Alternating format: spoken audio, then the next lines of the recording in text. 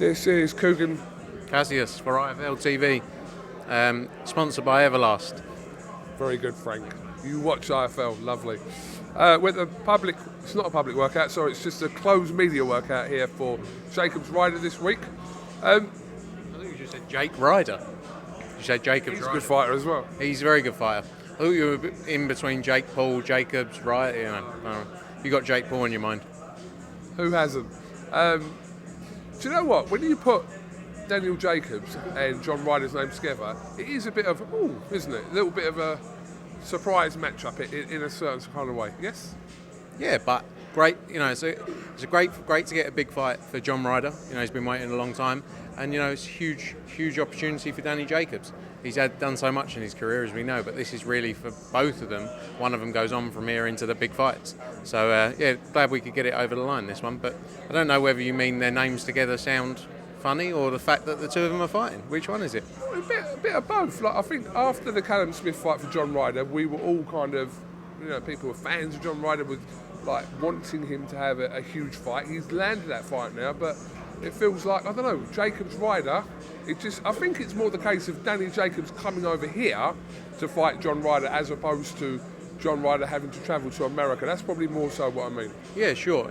Danny Jacobs, I think, has always wanted to come and fight in the UK.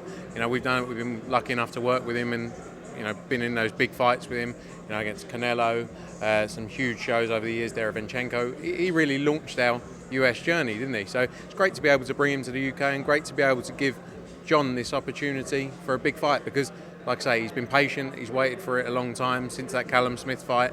And this is really his springboard to go on from here and get some big nights. Yeah, he 100% deserves it. And if anyone, like I said, John Ryder deserves a fight like this, 1 million %. 100%. And I think they're both, but they both got a lot of pressure, and they both got to go in there and deliver on Saturday night. So I expect a real tear up.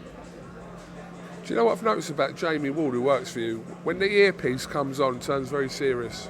He's very serious, Everyone's very serious. You have to be.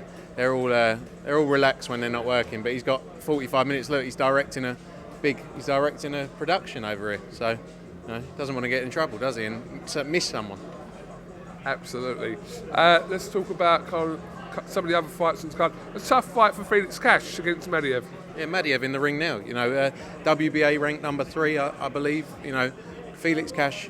He's obviously had a period out, so fair play to him for taking a proper fight. He wants proper fights and he's going to step on from here, but this is no easy feat against Madiev, and he looks in great shape. I just see him in the ring behind me now, or in front of me, behind you. Great fight for Felix Cash. Some other great fights on the card as well. You've got Ellie Scotney, is making her return. Johnny the Boschman Fisher. 2,300 tickets. To be honest, it might go up to 2,500 by the end of the day, the way they sell tickets. We saw the atmosphere when he fought at the O2, and I think this is going to be multiplied. So great to have Johnny back out. Stacked card, top to bottom. Looking forward to it. Just coming back to Felix Cash, very vocal before the Eubank Williams fight that he'd like to fight the winner. But when I look at it, I think Felix Cash against Liam Williams or Chris Eubank is a great fight. I'm sure he'll open his mouth today about wanting that Chris Eubank Jr. fight. I mean, that's a great fight, isn't it? Cash and Eubank. Yeah, definitely. I think Eubank has his eyes set on certain fights. He's been talking about Golovkin, etc. Felix Cash is a great fight, and someone asked me about the Conor Benn fight the other day. I have to be family impartial, don't I? Because otherwise I get in trouble when I go home. But great fight for him there against Felix Cash. Good performance against Liam Williams at the weekend, but I definitely think that's a fight that can be made 100%. What did you think of Chris Eubank barring the females in his family from the fight the other day? Well, his fight specifically. You asked him about it, didn't you? I haven't. You asked him in your interview with him. I asked him, sorry. I think he was more worried about, there was obviously a lot of spite and hatred in the build-up to that fight between the two of them. I think he was just more concerned that the whole crowd was there for Liam Williams, weren't they? None of them went apart from Emily, who obviously doesn't listen to anyone and definitely wasn't going to listen to me when I said it. So I thought I'd just stay out of it completely and let them deal with it, and it didn't work. So one of the security, I was talking to one of the security who shall remain unnamed. We're talking about kind of would there be any potential trouble there just because of the rivalry between the two fighters. They said, we're not concerned about that, we're concerned about turning Emily Eubank away. Yeah, so as you could tell, by the end of the night, that didn't happen, and she got in there, one way or the other. So I stayed completely out of it. I'm not getting involved in the family politics, but I think he was just more concerned. It was just the whole crowd, as you could tell, was a Welsh crowd there to see Liam Williams get the win. So that was more the reason, I think. Okay, busy schedule kind of coming up. I suppose a lot of shows haven't been announced yet, but March for you as well looks very strong. And then going into April, we're expecting shows to be announced across there and also May. Yeah, 100%. You've got a packed schedule from now until already announced up until the end of April. So, next up we got Lawrence Okoli defends his titles at the O2. March 5th, you got Martinez against Chocolatito. Martinez obviously stepped in with Estrada pulling out. That's a great fight. Wood Conlon on March 12th. Huge top of the bill there. Sold out Nottingham Arena, that'll be. March 19th, McKinson goes and takes on Virgil Ortiz, which can't wait for. It's great to be able to give him that opportunity, work to get him that opportunity for a big fight. He's been waiting for it for a long time. 26, Josh Warrington gets his opportunity to win that world title against Kiko Martinez, but we saw what Kiko did against Galahad, so anything could happen there.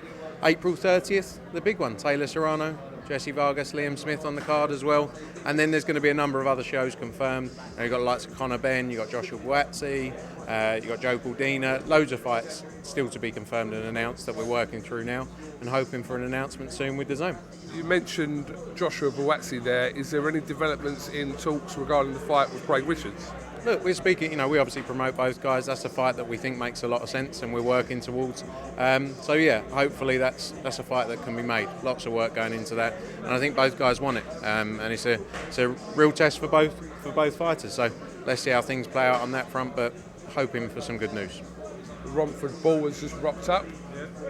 There's only a couple of them. He's probably not used to this, is he? Normally there's a few thousand, but I'm sure he's got it all coming. Maybe Box Park on Friday at the weigh-in.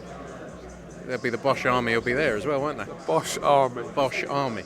So yeah, no, Romford Ball's here. I know you've kind of spoken about this before, and Eddie Hearn said the other day that he was quite happy not to be involved in the whole Fury-Whyte saga, but I mean, if there's a press conference coming up in the next week or so, will there be any Matchroom representative? Not that they have to be there, obviously, but will there be anyone from Matchroom that's there with Dillian? I can't imagine they'd really want us there, to be honest. Not Dillian, but the other promotional side. We've had a great relationship with Dillian Whyte. Our aim is to make sure that Dillian gets looked after and taken care of properly. But when it comes to there's been a lot of talk about promoting and building the fight. That's not really our job to do in this instance. They've got to do that. They won the purse bid. It's their fight. We're not going to be putting posters out on Instagram saying fight announced because it's not our place to do that. Maybe you'll see someone there. Let's see. I know Eddie's talking to Dillian and the team daily. Maybe they'll send me instead because I'm less. I'm sort of the friendly. The friendlier one, aren't I? Out of the two of us. What I heard in the office. What do they say? In your office, they're more frightened of you than Eddie. Yeah, in the office. But when you put me in... I meant the Matchroom office, by the way, let me just clarify. When you put... Everyone else loves me, I think. Oh, I hope. But when you put me in front of a camera, I'm a bit more, I'm more diplomatic, aren't I? Yeah, a little bit more diplomatic. I'm the politician out of the two. Yeah. No, I just wondered how it would work because we're just trying to kind of picture... I think in our heads we want to see kind of Frank Warren there, we want to see Bob Arum there, we want to see Eddie there, etc., and then the fighters, but that's not going to happen. I can't see it happening. But who knows? Stranger things have happened in this crazy sport we live in, haven't they? But what do you think would happen if Dillian insisted that he wanted Eddie Hearn to be present at media obligations? What do you think would happen? Then I think, they wouldn't have to, they don't have to, no one has to do anything, do they? I'd be surprised if they said no, but let's see. Let's see what happens, see how it plays out. Okay, we await further news of that confirmation. Okay, Frank Smith, appreciate your time as always. We look forward to the media work out here at BXR. Shout out BXR. And then, got a press conference tomorrow. public weigh-in at Box Park at Wembley. What time? 1 o'clock. 1 o'clock Friday. Right, 1 o'clock Friday for that, and then the show starts Saturday, 5:30, and packed card top to bottom. Can't wait for it. Tune in. Thank you, Frank. Frank Smith, thank you very much for talking to iFull TV. We'll catch up with you soon. KUGAN, CASSIUS, thank you very much for talking to Frank Smith. We'll talk to you soon.